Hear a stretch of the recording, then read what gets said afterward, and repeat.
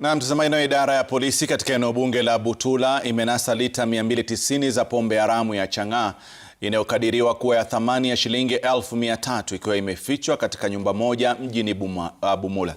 Kamanda wa polisi katika eneo bunge hilo Enu Onyancha amesema kuwa operesheni ya kusaka pombe hiyo imetokana na taarifa walizopokea kutoka kwa wananchi. Inakisiwa kuwa pombe hiyo ilikuwa imefichwa hapo ikisubiri kusafirishwa maeneo mengine.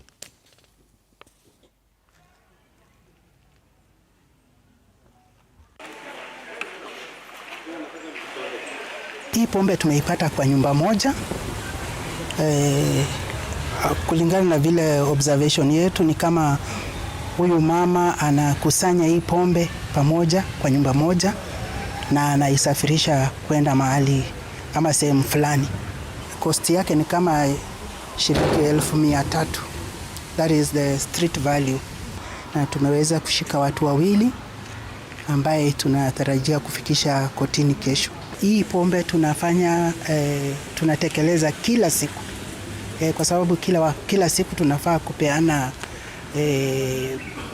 ni pombe ngapi tumeshika, ni mihadarati ngapi tumeshika. Bidhaa hizi za magendo pia tunashika hata hizo.